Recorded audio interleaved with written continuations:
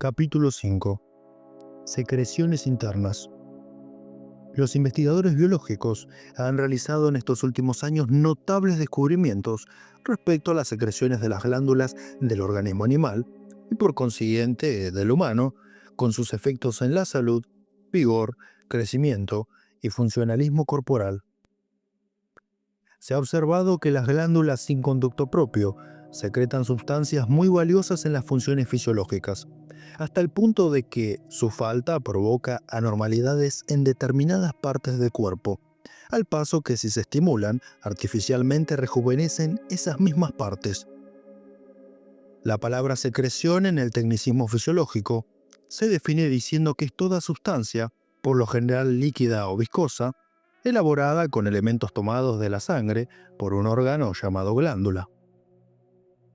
La palabra glándula en su concepto fisiológico es el órgano que tiene por función secretar una sustancia que se ha de expeler del organismo o aprovecharse por directa asimilación en él. La fisiología divide las glándulas en dos clases, a saber, primera, las que expelen por conductos propios las materias secretadas, y segunda, las que carecen de conducto y cuyas secreciones absorbe directamente el organismo. Las primeras glándulas de la primera clase son las lacrimales, las salivales, las mamarias, el hígado, el páncreas y los riñones. Las principales glándulas de la segunda clase o de secreción interna son las cápsulas suprarrenales, el timo, la tiroides, la paratiroides, el cuerpo pituitario y la pineal. Los más progresivos biólogos incluyen los testículos y los ovarios entre las glándulas de secreción interna, aunque los tradicionales no admiten la inclusión. Dicen los primeros que, además del semen a propósito para la generación, secretan los testículos una sustancia muy sutil que se absorbe internamente y que los ovarios proporcionan al organismo una secreción aparte de la que sirve para formar las células germinales. En el presente estudio prescindiremos de las glándulas propiamente dichas, o sea, las que segregan la saliva, las lágrimas, el sudor, la bilis, los jugos pancreáticos, la leche, etc. Aunque estas glándulas y sus secreciones son sumamente importantes, difieren en función de las otras glándulas que hemos de considerar en nuestras investigaciones relativas al proceso de regeneración. Solo nos ocuparemos de las glándulas de secreción interna, cuyo carácter y funciones están representados por la biología moderna en el siguiente pasaje entresacado de una obra didáctica.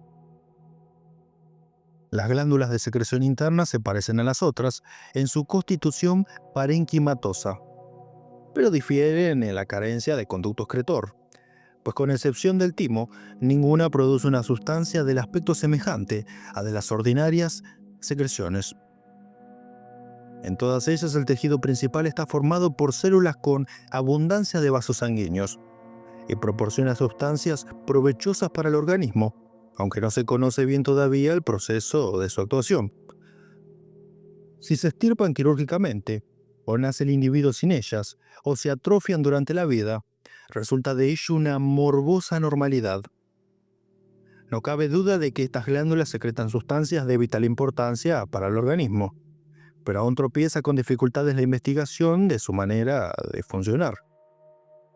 Sin embargo, como quiera que están íntimamente relacionadas con el sistema circulatorio, se las puede denominar glándulas vasculares.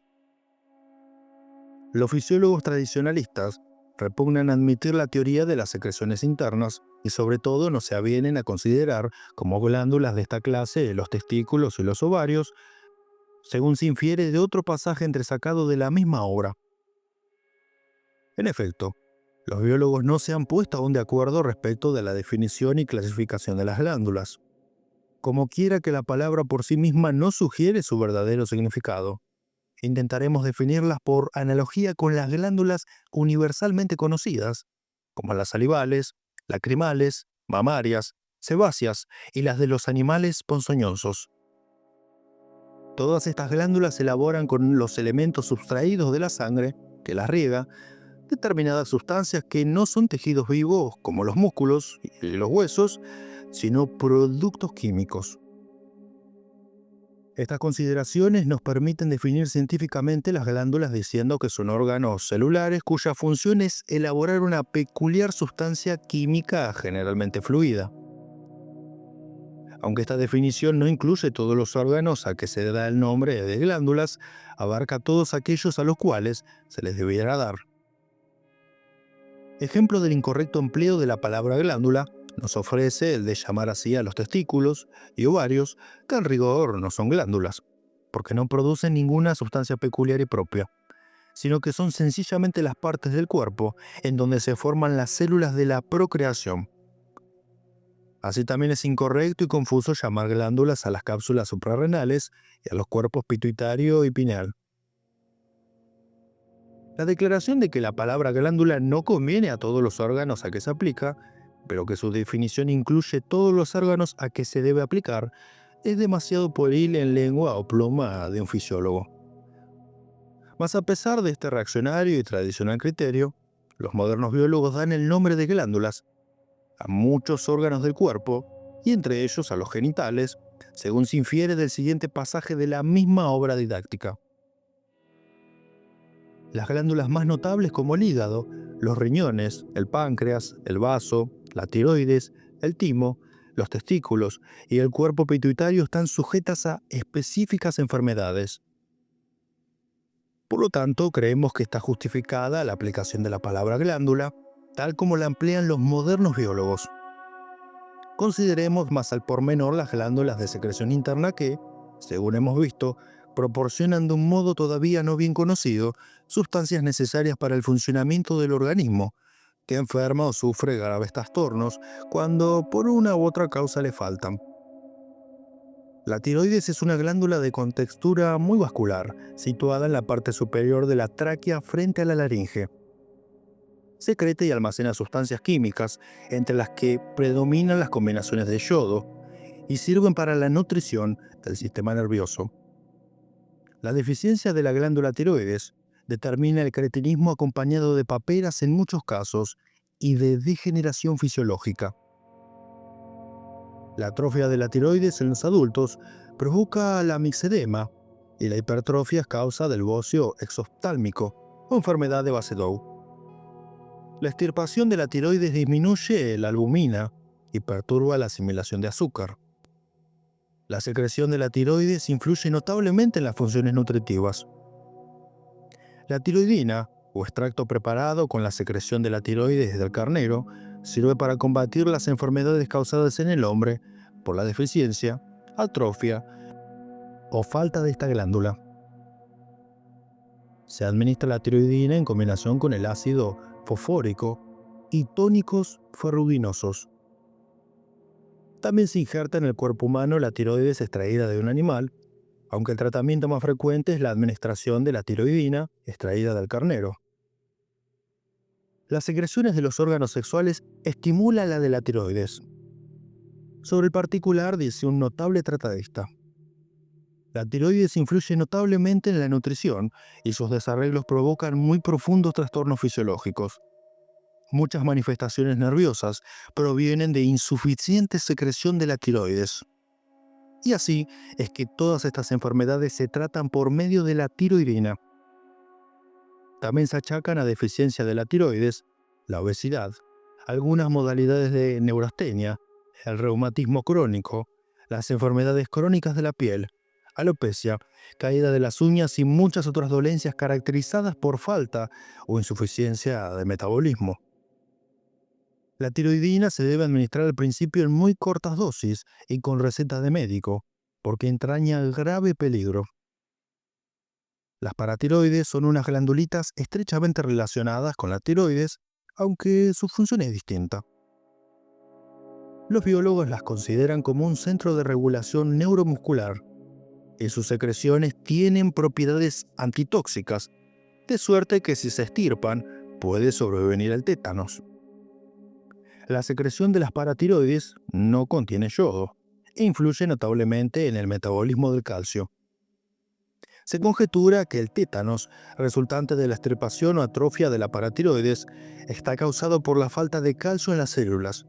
pues cabe curar la enfermedad por la administración de calcio en medicamento debidamente dosificado. El extracto de la secreción de la paratiroides, llamado paratiroidina, se emplea en el tratamiento de la parálisis, el tétanos y la corea.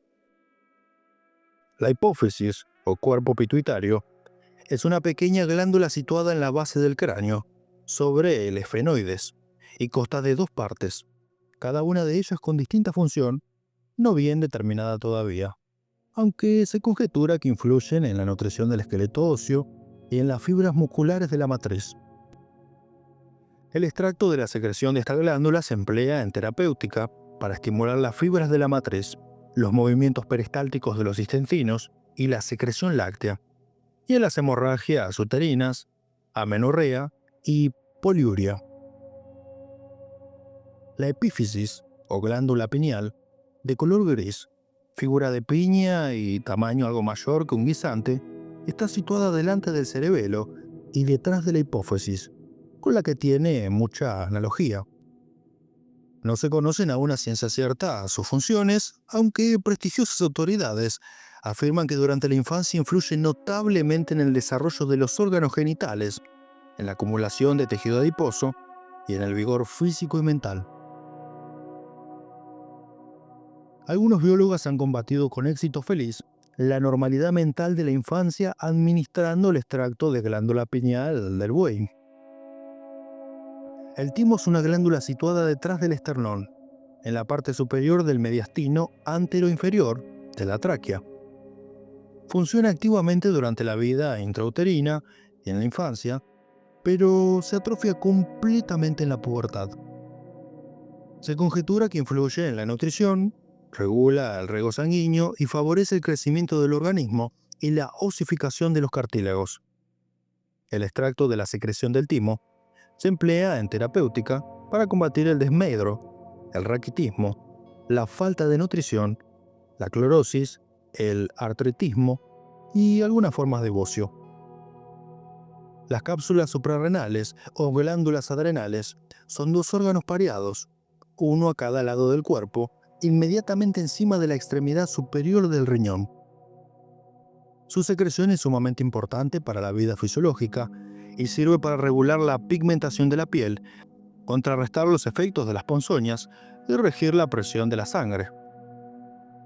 El extracto de la secreción se llama adrenalina y la emplea la terapéutica en el tratamiento de las hemorragias, tuberculosis y asma, y en la cirugía en las enfermedades de la nariz, oído y garganta. La adrenalina debidamente preparada es muy valioso astringente y hemostático. La endocrinología, o parte de la fisiología que trata de las secreciones internas, ha establecido dos principios fundamentales, a saber, primero, que las secreciones internas desempeñan parte importantísima en la vitalidad del organismo corporal. Y segundo, que los extractos o elementos activos de dichas secreciones se han empleado con feliz éxito en el tratamiento de varias enfermedades. La Nueva Enciclopedia Internacional dice en el artículo dedicado a las secreciones internas: las secreciones internas son sustancias secretadas por ciertas glándulas de la economía animal que influyen notablemente en el crecimiento y reproducción del organismo. También se llaman hormonas, y Kirkes las define diciendo que son sustancias producidas por un órgano con el cual está tan íntimamente relacionado otro que no puede funcionar sin la influencia de la respectiva sustancia. Los órganos más importantes que según los modernos biólogos producen secreciones internas son tiroides, paratiroides, pituitario, timo, adrenales, páncreas, mucosas del duodeno y del píloro, hígado, riñones, testículos, ovarios, cuerpo lúteo, placenta y feto. Son estas sustancias definidas, aunque muy complejas, combinaciones químicas, que difieren de los enzimos en ser termostábiles, pero que tiene por finalidad biológica favorecer la producción de estos enzimos y estimular la actividad fisiológica. Las hormonas cuya existencia se ha comprobado definidamente son: primera, la pancreática, que se forma en el epitelio de la membrana mucosa del intestino duodeno y estimula la producción del jugo pancreático. Segunda, la elaborada directamente por el páncreas, que estimula la acción absorbente del epitelio intestinal. Tercera, la formada en la mucosa del píloro, que estimula la producción de jugo gástrico. La cuarta, que es elaborada por los tejidos en función activa, que influyen notablemente en los vasos sanguíneos. Quinta, la que se forma en el lóbulo posterior de la glándula pituitaria, con propiedades diuréticas y además constrictoras de los vasos sanguíneos. Sexta, la producida por los riñones, que también tiene propiedades constrictoras. Séptima, la del lóbulo anterior de la glándula pituitaria, que favorece el desarrollo de los huesos y del tejido conectivo. Octava, la del páncreas, que preside la oxidación del azúcar. Novena, la del timo, que estimula el desarrollo de los órganos sexuales. Décima, la producida por las glándulas salivales, que rige el flujo de agua de los vasos capilares de dichas glándulas. Décima primera, la del feto, que favorece el crecimiento de las glándulas mamarias. Décima segunda, la de los testículos y de los ovarios, que influyen en el proceso de generación. Es problema muy intricado el de las secreciones internas. El exceso o el defecto de una o varias de ellas puede subvertir el metabolismo químico-biológico, pues sin algunas de estas secreciones no podría vivir el cuerpo. Muy compleja y no del todo conocida es la acción de las hormonas, aunque la observación experimental ha reunido ya numerosos hechos que esclarecen algún tanto este enigmático asunto y dan idea de cómo se mantiene el equilibrio de las hormonas. Valor terapéutico de las secreciones internas. La parte de la terapéutica moderna llamada opoterapia trata del empleo como medicamentos de las secreciones internas. Ya vimos anteriormente que estos extractos se utilizan con preferencia en el tratamiento de las enfermedades provocadas por la deficiencia o falta de las glándulas respectivas. Se atribuye la fundación de la opoterapia a Brown Sequard, aunque ya en 1850 había iniciado Berthold detenidas investigaciones sobre el funcionamiento de las glándulas sin conducto excretor, cuyo estudio inició Claudio Bernard. Claudio Bernard fue el primero en exponer en el año 1855 la teoría de las secreciones internas, fundada en los experimentos que el insigne fisiólogo realizó para demostrar la constante presencia en la sangre de glucosa procedente del hígado, independientemente del régimen alimenticio. Esta circunstancia le condujo a las siguientes conclusiones. Durante mucho tiempo se ha tenido una idea muy falsa de lo que es un órgano secretor. Se creía que toda secreción debía verterse en alguna superficie interna o externa de la economía y que todo órgano secretor debía estar provisto de un conducto excretor destinado a conducir fuera del cuerpo los productos de la secreción. Pero las funciones del hígado demuestran claramente que hay secreciones internas, es decir, secreciones cuyo producto, en lugar de verterse en el exterior, pasa directamente a la sangre. Conviene afirmar resueltamente desde ahora que hay en el hígado dos funciones secretoras. Una es la secreción de la bilis, que se vierte en el exterior, y otra es la secreción interna que produce el azúcar y entra directamente en la sangre.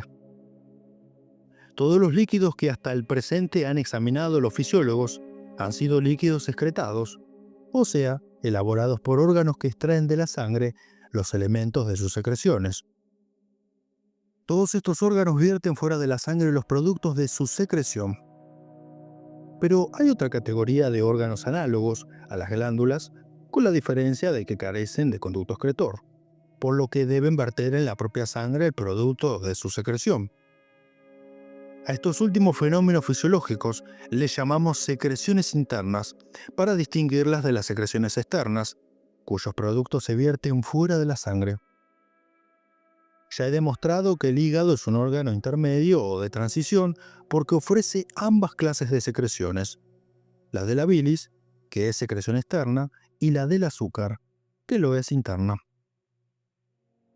Pero no se limitó Claudio Bernard a describir el aspecto que pudiéramos llamar mecánico de las secreciones internas, sino que también fue el primero en prever con admirable intuición el fin y objeto de estas secreciones en la economía general del organismo, pues dice así: las secreciones internas son generalmente secreciones nutritivas que preparan principios inmediatos como la albumina, fibrina, glucógeno, etc., destinados a la nutrición de los tejidos. Yo creo que la sangre debe considerarse como un producto cuyos factores son las secreciones de todas las glándulas internas. ¿Cómo podría ser de otro modo? Si la sangre fuese resultado directo de la absorción alimenticia, debería tener diferente composición según la clase de alimentos. Al contrario, conserva sensiblemente la misma composición química y constitución en los carnívoros, herbívoros, frugívoros, insectívoros y omnívoros. Además, los principios inmediatos de la sangre, como la albumina, fibrina, etc., no se encuentran nunca en tal estado en el tubo digestivo, por lo que es necesario que sean productos de secreción de órganos o de elementos aún no determinados. Si Claudio Werner fue el iniciador de los estudios teóricos sobre las secreciones internas, tuvo un émulo en Carlos Eduard Brown-Séquard, quien también puede considerarse como fundador de la actual doctrina de las secreciones internas, pues amplió el concepto de Claudio Werner e infirió de él conclusiones de trascendental importancia fisiológica.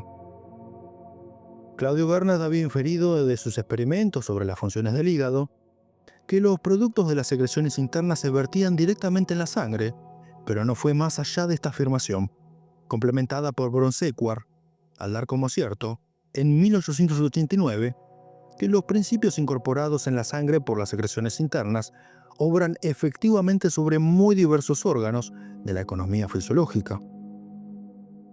Dice el ilustre fisiólogo sobre el particular: estos especiales productos solubles penetran en la sangre por cuyo intermedio influyen en las demás células y elementos anatómicos del organismo. De esto resulta que las diversas células de la economía se solidarizan, unas con otras, por un mecanismo distinto de las secciones del sistema nervioso. Además enunció este principio fundamental: todas las glándulas del cuerpo, tanto si están provistas como de no de canal excretorio, proporcionan a la sangre útiles elementos cuya falta se nota cuando dichas glándulas se extirpan o las perturba la enfermedad. Ulteriores observaciones y experimentos han corroborado esta fundamental afirmación de Brown-Séquard. En 1897, el no menos insigne fisiólogo Gley, profesor del Colegio de Francia, designó los productos de las secreciones internas con la denominación algo prolija, pero exacta, de excitantes funcionales específicos, a que en 1905 dio Starling el nombre de hormonas, que etimológicamente no significa otra cosa que excitantes, de modo que viene a ser en forma concisa y concreta la misma denominación dada por Gley. Durante más de 30 años, la teoría expuesta por Claudio Werner no trascendió de los esotéricos círculos donde la comentaban los iniciados, sin que moviera el interés práctico de los investigadores, hasta que el publicar Brown-Séquard su más amplio concepto de las secreciones internas, considerándolas como excitantes de otros órganos, despertase el interés de los investigadores cuyos trabajos han sido sucediéndose ininterrumpidamente hasta hoy día. Los modernos experimentos han demostrado que no todas las secreciones internas son hormonas o excitantes, sino que las hay que presiden, dirigen o regulan los cambios materiales de los órganos, a las que Gley llama armosonas, y otras sirven para fijar la composición de la sangre. Dice la Nueva Enciclopedia Internacional en su artículo sobre opoterapia: se han estudiado experimentalmente todas las glándulas y tejidos del cuerpo, resultando de ello el enriquecimiento de la terapéutica con nuevas sustancias medicinales como la adrenalina, la tiroidina y la pituitina, que respectivamente son extractos o principios activos de las secreciones de las glándulas suprarrenales, tiroides y pituitaria. Sin embargo, la apoterapia descansa todavía en su mayor parte sobre bases empíricas.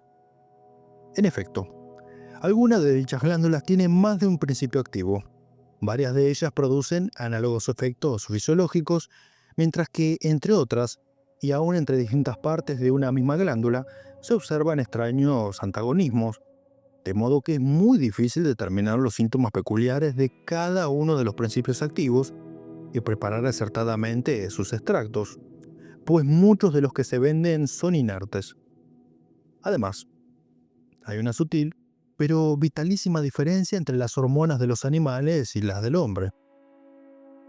La glándula tiroides se ha injertado con éxito en los cretinos y se han confeccionado muchos preparados entre los cuales podemos mencionar los extractos de glicerina, glándulas desecadas en polvo y en comprimidos. Algunos de estos principios activos no producen efecto por ingestión y para que tengan eficacia se han de administrar en inyección hipodérmica. Sin embargo, no ha dicho todavía la experimentación su definitiva palabra respecto a la influencia de los extractos de los órganos endocrinos en el organismo, pues algunos fisiólogos tan eminentes y discretos, como Gley, niegan que tales extractos sean eficaces sustitutivos de las secreciones internas propiamente dichas. El entusiasmo por los extractos glandulares tuvo origen en el resonante experimento realizado en 1891 por los fisiólogos Basale y Gley, quienes comprobaron que la inyección de tiroidina en un animal al que se le haya extirpado las glándulas tiroides hacía desaparecer temporalmente los graves trastornos ocasionados por la extirpación. El segundo experimento fue llevado a cabo por los fisiólogos ingleses Oliver y Schaffer, quienes descubrieron y comprobaron la acción de la adrenalina o extracto de las glándulas suprarrenales sobre el corazón y la presión arterial. Estos experimentos incitaron a los médicos a tratar con estos extractos glandulares varias enfermedades que hasta entonces se creían incurables y, en efecto, lograron curar con inyecciones de tiroidina o extracto de la glándula tiroides el mixedema, el bocio y el cretinismo. Pero contra estos resultados, en apariencia decisivos, se levantan otros experimentos, según los cuales los extractos glandulares solo son eficaces inyectados a muy altas dosis, de modo que a veces no basta para producir efecto la tiroidina extraída de una sola tiroides, sino que es necesaria la de dos o tres de estas glándulas. Además, si pocos minutos antes de la inyección a altas dosis de un extracto glandular se inyecta una muy pequeña dosis del mismo extracto, el animal queda inmune contra la toxicidad de la alta dosis. Todas estas consideraciones demuestran que aún se halla el problema de las hormonas en el vacilante periodo de experimentación. Las precedentes consideraciones nos inducen a estudiar los testículos y los ovarios como glándulas de secreción interna y el empleo terapéutico de sus hormonas en el tratamiento de ciertas enfermedades. Este nuevo aspecto del tema es interesantísimo, sumamente instructivo y está en íntimo enlace con el tema de la regeneración o rejuvenecimiento vital del organismo.